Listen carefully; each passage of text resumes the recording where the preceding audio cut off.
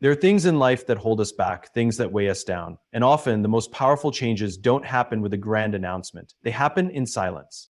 If you've ever tried to climb a mountain, you know one thing. The heavier your backpack, the harder it is to keep moving. Life works the same way. We carry unnecessary baggage, negative thoughts, toxic relationships, self-doubt, without realizing it's slowing us down. So today, let's talk about the things we must delete from our lives, not with anger, not with noise, but with quiet certainty. First, delete negativity. The self-talk that tells you you're not enough. The people who always find reasons why something won't work instead of why it will. You don't need to argue with them. Just move forward without them. Next, remove toxic relationships, the ones that make you question your worth, the ones that drain you. You don't have to explain, just create space for people who lift you up. Then, let go of the fear of failure. The truth is, failure is only a step in the process. The only real failure is standing still. No one needs to know you're afraid, just act anyway. Comparison, delete it. Social media makes it easy to believe you're behind, but you are not behind. You are on your path. The moment you stop looking at others and focus on your own progress, everything changes. Regret, it serves no purpose. If you did something wrong, learn. If you miss an opportunity, make another one. But don't dwell in a past that no longer exists. And perhaps most importantly, delete the need for constant validation. You don't need permission to be great. The most successful people don't spend their time explaining their choices. They simply act. The most powerful transformations don't need an audience. Growth is quiet, healing is quiet, progress is quiet. So as you walk away today, I challenge you. What is weighing you down? And are you willing to delete it without fanfare? Without apology, without hesitation? Because the moment you do, you don't just move forward, you soar. Negativity is a silent killer because it doesn't announce itself loudly. It creeps in slowly and subtly until it shapes the way we think, act, and see the world. It's in the self-doubt that whispers, "You're not good enough." It's in the hesitation before taking a risk, the second guessing of every decision, and the endless replay of failures instead of victories. Negativity doesn't just exist in our minds. It's reinforced by the people we surround ourselves with. The ones who always find reasons why something won't work, who drain our energy with complaints, who make us feel smaller instead of stronger. The danger of negativity is that it feels familiar. It disguises itself as realism, as caution, as logic, but in reality, it's a weight, an anchor, keeping us from moving forward. And the longer we let it stay, the heavier it becomes. It influences our confidence, our relationships, and even our opportunities. The more we engage with negativity, whether in our own thoughts or in conversations with others, the more we start to believe it as truth. And once we believe it, it shapes our actions. We hold back, we settle, we convince ourselves that dreams are for other people, not for us. The world already has enough voices telling us what's impossible. We don't need to be one of them. But deleting negativity doesn't require a loud declaration. It doesn't need an argument or an explanation. It simply requires a decision. A decision to be mindful of what we consume, who we listen to, and what we allow to take root in our minds. It requires replacing every "I can't" with "what if I try?" and every doubt with curiosity. It means walking away from conversations that drain us, refusing to engage in endless complaints, and choosing to be around people who see possibility instead of limitation. The most successful, fulfilled people aren't free of challenges or setbacks. They simply refuse to let negativity control their story. They understand that obstacles are part of the journey, but how they respond to them is a choice. And so is ours. Toxic relationships have a way of quietly infiltrating our lives, often without us realizing the damage they are causing. They don't always start as obvious sources of negativity. Sometimes they come disguised as friendships, mentorships, or even love. At first, they might feel normal, familiar, even comforting, but over time, they begin to erode our confidence, distort our self-worth, and limit our ability to grow. These relationships can take many forms. They might involve a friend who always undermines your achievements, subtly making you feel like your success is unearned or insignificant. They might come from a partner who manipulates your emotions, making you question your instincts and decisions.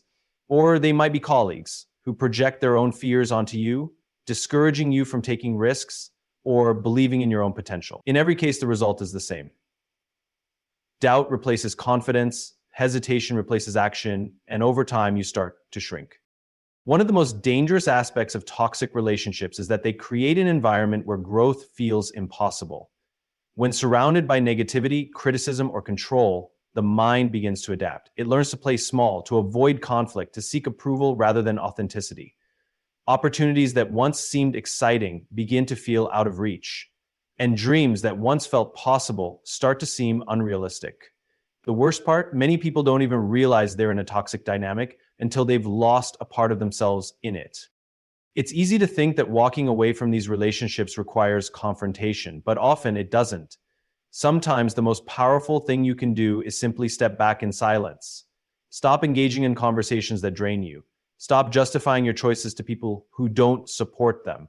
Stop expecting someone to change when all they've ever done is show you who they are. When you remove toxicity from your life, something remarkable happens. Clarity returns, confidence grows, and the space that was once filled with doubt is now open for possibility.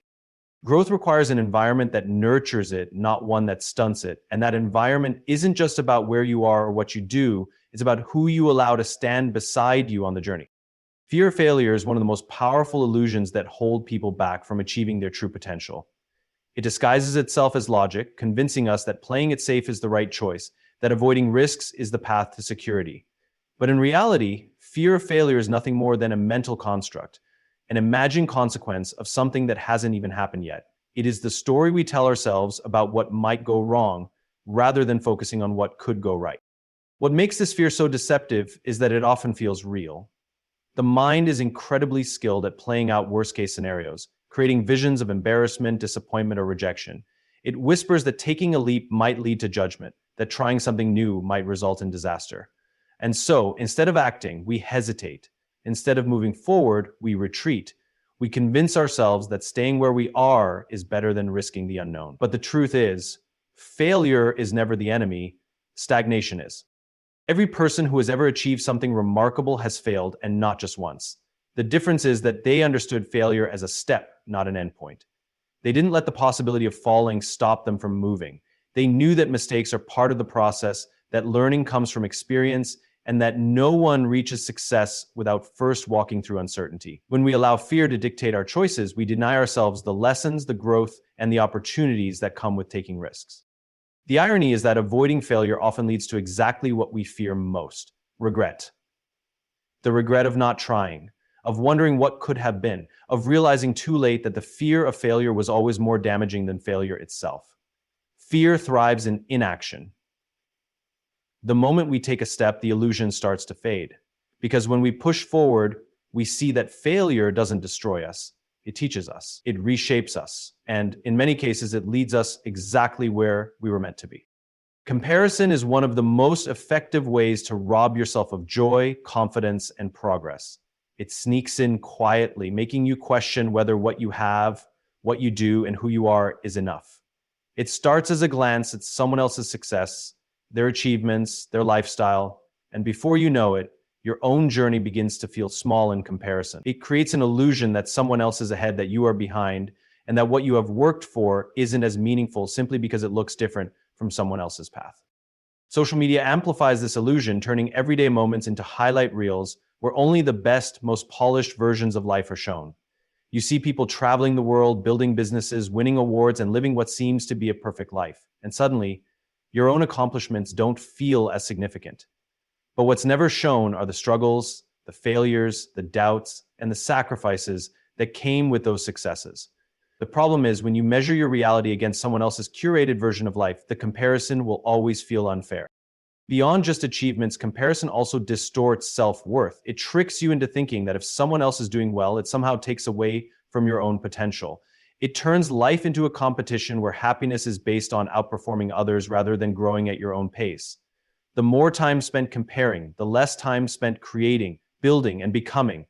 It shifts focus away from gratitude and onto inadequacy, making even the things you once celebrated feel less valuable. True fulfillment doesn't come from being better than others. It comes from being better than you were yesterday. The only real comparison that matters is between who you are today and who you have the potential to become. When energy is spent looking at someone else's journey, that same energy is taken away from your own progress. And the moment you stop measuring your life against someone else's, you regain the freedom to define success on your own terms. Regret has a way of keeping people anchored to the past, replaying moments that can no longer be changed. It is a mental loop that revisits old decisions, missed opportunities, and words left unsaid, creating an endless cycle of what ifs and if onlys. It convinces the mind that things could have been better if a different choice had been made, if fear hadn't gotten in the way, if circumstances had been just a little different. But the truth is, no amount of wishing can rewrite what has already happened. The weight of regret is not just emotional. It is paralyzing. It keeps people from moving forward because they are too busy looking backward. It clouds judgment, making it difficult to embrace new opportunities because past mistakes feel too significant to overcome. It creates hesitation, making people afraid to take chances because they don't want to add another regret to their list. And worst of all, it distorts the present, preventing gratitude and joy from fully being experienced because the mind is fixated on a reality that no longer exists. Regret often disguises itself as a lesson, but there is a difference between learning from the past and living in it. Reflection is valuable when it leads to growth, but when it turns into self-punishment, it becomes destructive. Holding on to regret doesn't change the past, it only robs the future. The moment energy is spent dwelling on what could have been, that same energy is taken away from what still can be. The past is unchangeable, but the future remains unwritten, and the only way to shape it is by shifting focus forward instead of staying trapped in reverse. Letting go of regret does not mean ignoring mistakes. It means recognizing that mistakes do not define worth or potential. Every wrong turn, every missed chance, and every painful lesson has the ability to build resilience, wisdom, and strength if it is used as a stepping stone rather than a weight. The most powerful realization is that every second spent regretting is a second loss to possibility. And the sooner regret is left behind, the sooner progress begins again. Seeking validation is one of the biggest distractions from true progress and fulfillment.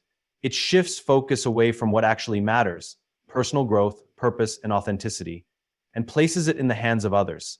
It creates a cycle where decisions are no longer made based on what feels right, but on what will be accepted, applauded, or approved by someone else. Over time, this need for validation becomes a barrier to originality and confidence, making it nearly impossible to move forward without external reassurance. The problem with seeking validation is that it is never truly satisfying. Approval from others may bring temporary comfort, but it rarely provides lasting fulfillment. The more validation is chased, the more dependent a person becomes on it, and soon, self-worth is no longer based on internal strength, but on the fluctuating opinions of those around them. This leads to hesitation, second-guessing, and a constant need to filter thoughts, actions, and ambitions through the lens of others' expectations rather than personal conviction. Beyond just personal doubt, the pursuit of validation also limits creativity and ambition. People stop taking risks because they fear disapproval. They hesitate to express themselves fully because they worry about how they will be perceived. They hold back from making bold choices because they are waiting for someone to tell them it's okay. But the truth is, no great achievement, no breakthrough idea, and no life-changing innovation has ever come from seeking permission. The most successful individuals are those who trust their own judgment, who are willing to be misunderstood, and who are more committed to their vision than to the approval of the crowd. The moment validation is no longer needed, a new kind of freedom emerges.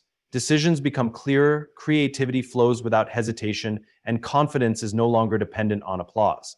Instead of waiting for others to confirm worthiness, there is a deep understanding that it has been there all along. The people who truly matter will support authenticity, not just agreeability. And the most meaningful progress in life comes not from seeking validation, but from having the courage to move forward without it. Perfectionism often appears as a strength, a high standard, or a commitment to excellence, but beneath the surface, it is one of the most effective forms of procrastination.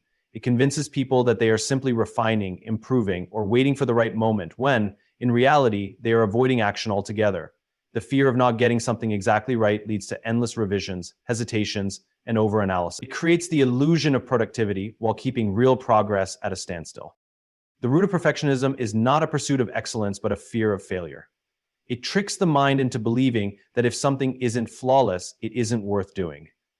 Ideas never leave the planning stage, projects never get launched, and opportunities pass by while the pursuit of an unattainable standard continues. There is always one more edit, one more tweak, one more reason why something isn't quite ready. Instead of creating, people stay stuck in an endless loop of preparation, convincing themselves they are just being careful when, in reality, they are avoiding the discomfort of imperfection. The irony is that perfection is an illusion. It does not exist. Even the most successful people, the greatest works of art, the most innovative ideas are filled with flaws, mistakes, and iterations. What separates those who succeed from those who remain stuck is not a lack of errors, but the willingness to move forward despite them. The pursuit of perfection stifles creativity because it leaves no room for experimentation, for failure, or for the learning process that naturally leads to mastery. Releasing the need for perfection does not mean settling for mediocrity. It means recognizing that progress is always more valuable than perfection. The only way to improve is to start, to try, to allow mistakes to happen and to learn from them. Perfectionism keeps people on the sidelines, endlessly preparing while others are already in the game. The sooner the obsession with flawlessness is abandoned, the sooner real results begin to take shape. Old limiting beliefs are some of the strongest barriers to personal growth, not because they are true, but because they have been repeated so often that they feel true. These beliefs often take root in childhood, shaped by experiences, societal expectations, or the opinions of others. Over time, they become invisible scripts running in the background, influencing decisions, actions, and self-perception without being questioned. They define what seems possible and what feels out of reach, not based on reality, but based on a conditioned mindset. The most dangerous part of limiting beliefs is that they create a self-fulfilling cycle. If someone believes they are not capable of success, they will hesitate to take opportunities that could lead to it. If they believe they are not good enough, they will unconsciously hold themselves back from situations that would require confidence. If they believe change is impossible, they won't even attempt it. These beliefs are not reflections of actual limitations, they are reflections of past conditioning that has not been challenged. Many of these beliefs come from external sources: teachers, parents, peers, or cultural norms. Someone may have been told they weren't smart enough, talented enough, or strong enough, and instead of questioning it, they absorbed it as truth. The reality, however, is that none of these beliefs are fixed. Every time one is challenged, it weakens. Every time an action is taken that contradicts it, it loses its grip. The mind is incredibly adaptable, and just as it was programmed with limiting beliefs, it can be reprogrammed with empowering ones. Letting go of these old beliefs requires awareness, intentionality, and the willingness to step into discomfort. Growth happens at the edge of comfort, where old beliefs are tested and proven wrong through action.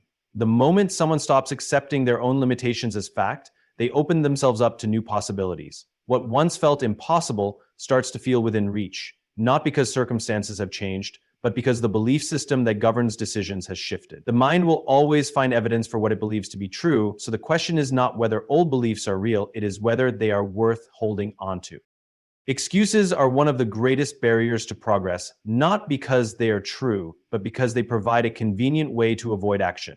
They create a false sense of justification for why something isn't possible, why a goal hasn't been reached, or why a dream remains out of reach. They allow comfort to win over discipline, fear to win over courage, and hesitation to win over momentum. In the moment, excuses feel logical, even necessary, but in reality, they do nothing but block opportunities that could have been seized. The danger of excuses is that they become habits. The more they are used, the easier they are to believe. Time, resources, circumstances, or even luck become the reasons why something hasn't happened yet, when in truth, the only real obstacle is inaction. People convince themselves that they are waiting for the right moment, the perfect conditions, or the ideal level of readiness when, in reality, what they are waiting for will never come. The most successful people aren't the ones with the best circumstances, they are the ones who took action despite imperfect ones. Excuses also create a false sense of protection. They shield against failure, against discomfort, against the fear of not being good enough. But in doing so, they also shield against learning, growth, and opportunity. Every excuse made is a door closed on an experience, a lesson, or a possibility that could have led somewhere greater. The problem is not that obstacles exist. The problem is allowing them to become permanent roadblocks instead of temporary challenges to navigate. The only way to remove excuses is through responsibility. The moment someone stops justifying inaction and starts owning their choices, they take back control. There will always be reasons not to start, not to try, not to risk failure, but there will also always be reasons to push forward. The difference between those who succeed and those who remain stuck is not the absence of excuses. It is the refusal to let them stand in the way. Clutter, both physical and mental, is one of the biggest sources of hidden chaos in life. It creates distractions, drains energy, and makes it difficult to focus on what truly matters. Physical clutter fills spaces with unnecessary items, making even simple tasks feel overwhelming. Mental clutter, on the other hand, fills the mind with unresolved thoughts, worries, and endless to-do lists, leaving little room for clarity or creativity. Together, they create a state of constant noise, making it difficult to find peace, productivity, or direction. Physical clutter may seem harmless, but it has a direct impact on emotions and efficiency. A cluttered workspace makes it harder to concentrate, a cluttered home can make relaxation difficult, and a cluttered schedule leaves no space for meaningful experiences. When too much surrounds a person, every action takes more effort, and even small decisions become exhausting. Over time, the weight of this accumulation leads to stress, procrastination, and a feeling of being stuck. Mental clutter is even more powerful because it exists beneath the surface, often unnoticed. It consists of unresolved emotions, unmade decisions, and an endless stream of distractions. The mind becomes consumed with overthinking, dwelling on the past, worrying about the future, and juggling too many responsibilities at once. This creates mental exhaustion, leaving little energy for focus, problem solving, or deep thinking. Without space for clarity, creativity suffers, productivity declines, and even simple choices become overwhelming. Eliminating clutter, both physical and mental, is not about minimalism, but about making space for what truly matters. It is about letting go of what no longer serves a purpose, whether it's old belongings, outdated beliefs, or unnecessary worries. The less excess there is, the more room there is for clarity, focus, and intentionality. A clear space creates a clear mind, and a clear mind makes it easier to move forward with purpose. When the chaos of clutter is removed, life becomes lighter, decisions become easier, and opportunities become more visible.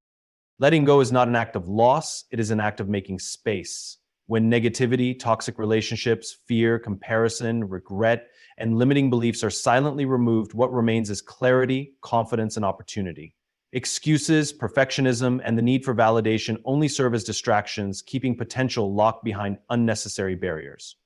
And just as clutter fills space with chaos, so too does an overcrowded mind make it difficult to see the path forward.